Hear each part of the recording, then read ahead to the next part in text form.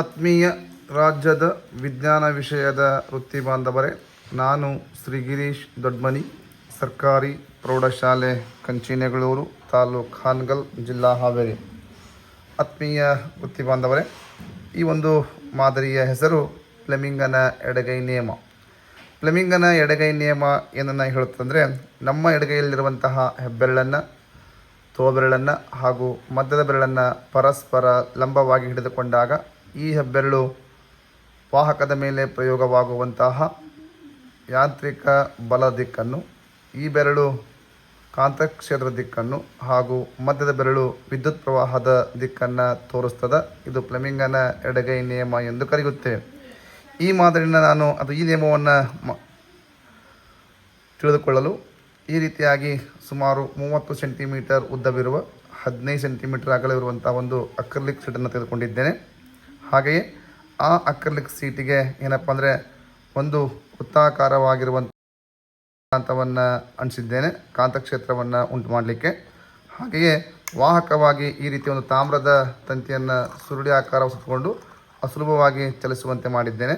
ಹಾಗೆ 2 ಚಿಕ್ಕದಾಗಿರುವಂತಹ ಅಕ್ರಿಲಿಕ್ ಶೀಟನ್ನು ತೆಗೆದುಕೊಂಡ್ಬಿಟ್ಟು ಆ ಅಕ್ರಿಲಿಕ್ ಸೀಟಿಗೆ 2 ಚಿಕ್ಕದಾಗಿರುವಂತಹ ಲೋಹದ ಪಟ್ಟಿಗಳನ್ನು ರಂಧ್ರದ ಮೂಲಕ ಜೋಡಿಸಿಕೊಂಡಿದ್ದೇನೆ.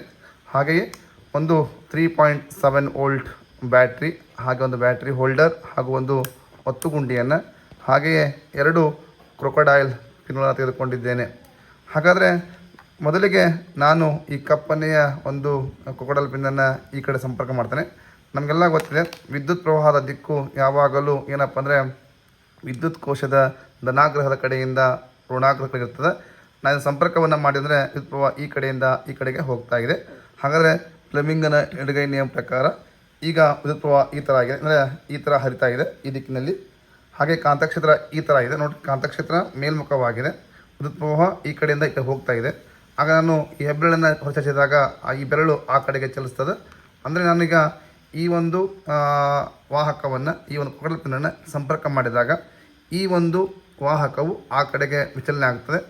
ಈಗ ನೋಡಿ, ಅಬ್ಸರ್ವ್ ಮಾಡಿ, ನಾನೀಗ ಒತ್ತುಗುಂಡಿನ ಆನ್ ಮಾಡಿದ್ದೇನೆ, ಒತ್ತುಗುಂಡಿ ಆನ್ ಆಗಿದೆ. ಸಂಪರ್ಕವನ್ನು ಮಾಡ್ತೇನೆ. ಸಂಪರ್ಕವನ್ನು ಮಾಡಿದಾಗ ಈ ವಾಹಕವು ಏನಾಗಬೇಕು, ಆ ಕಡೆಗೆ ವಿಚಲನೆ ಆಗಬೇಕು. ನೋಡಿ, ವಿಚಲನೆ ಆಗ್ತಾ ಇದೆ.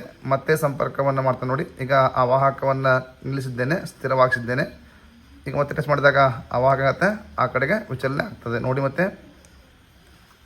ನೋಡಿ ಎಷ್ಟು ಸುಲಭವಾಗಿ ನಾವು ಮಕ್ಕಳಿಗೆ ಈ ಒಂದು ಮಾದರಿ ಮೂಲಕ ಫ್ಲೆಮಿಂಗನ ಎಡಗೈ ನಿಯಮವನ್ನು ತಿಳಿಸ್ಕೊಡ್ಬೋದು. ಮತ್ತೆ ಈಗ ಟಚ್ ಮಾಡ್ತೇನೆ. ನೋಡಿ ಈ ರೀತಿಯಾಗಿ ನಾವು ಸುಲಭವಾಗಿ ಮಕ್ಕಳಿಗೆ ಫ್ಲೆಮಿಂಗನ ಎಡಗೈ ನಿಯಮವನ್ನು ತಿಳ್ಕೊಳ್ಬೋದು. ಈಗ ನಾನು ವಿದ್ಯುತ್ ಪ್ರವಾಹದ ದಿಕ್ಕನ್ನು ಬದಲಾಯಿಸ್ತಿದ್ದೇನೆ.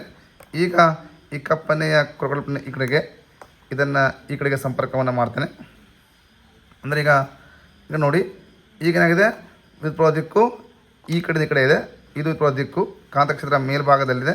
ಈಗ ನಾನು ಈ ಹೆಬ್ಬೆರಳನ್ನು ಚಾಚಿದಾಗ ಅದು ನನ್ನ ಕಡೆಗೆ ಚಲಿಸ್ತಾ ಇದೆ. ಹಾಗಾಗಿ ನೋಡಿ, ವೀಕ್ಷಣೆ ಮಾಡಿ. ಈಗ ನಾನು ಮತ್ತೆ ಸಂಪರ್ಕವನ್ನು ಮಾಡ್ತಾ ಇದ್ದೇನೆ. ಇದನ್ನು ಟಚ್ ಮಾಡಿದಾಗ ಈ ಒಂದು ವಾಹಕವು ನನ್ನ ಕಡೆಗೆ ಚಲನೆ ಆಗುತ್ತೆ. ನೋಡಿ, ಸುಲಭವಾಗಿ ನಾವು ಮಕ್ಕಳಿಗೆ ಹೇಳ್ಬೋದು ಫ್ಲೆಮಿಂಗನ ಎಡಗೈ ನಿಯಮವನ್ನು. ಮತ್ತೆ ನಾನು ಟಚ್ ಮಾಡಿದೆ.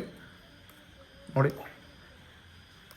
ಇಷ್ಟು ಸುಲಭವಾಗಿ ನಾವು ಫ್ಲೆಮಿಂಗನ ಎಡಗೈ ನಿಯಮವನ್ನು ಈ ಮಾದರಿ ಮೂಲಕ ಅರ್ಥೈಸ್ಬೋದು. ಈ ರೀತಿಯಾಗಿ ಫ್ಲೆಮಿಂಗನ ಎಡಗೈ ನಿಯಮವನ್ನು ಅತ್ಯಂತ ಪರಿಣಾಮಕಾರಿಯಾಗಿ ನಾವು ಮಕ್ಕಳಿಗೆ ತಿಳಿಸಿಕೊಡ್ಬೋದು. ಈ ಒಂದು ವಿಡಿಯೋ ನಿಮಗೆ ಇಷ್ಟವಾಗಿದ್ದಲ್ಲಿ ತಪ್ಪದೆ ಲೈಕ್ ಮಾಡಿ, ಶೇರ್ ಮಾಡಿ ಹಾಗೂ ಕಮೆಂಟ್ಸ್ ಮಾಡಿ. ಒಂದು ವೇಳೆ ಇಂತಹ ಮಾದರಿ ನಿಮಗೆ ಅವಶ್ಯವಾಗಿದ್ದಲ್ಲಿ ನನ್ನನ್ನು ಸಂಪರ್ಕಿಸಿ. ನನ್ನ ಮೊಬೈಲ್ ಸಂಖ್ಯೆ 9538939558. Thank you one and all. ಶುಭರಾತ್ರಿ. ಧನ್ಯವಾದಗಳು.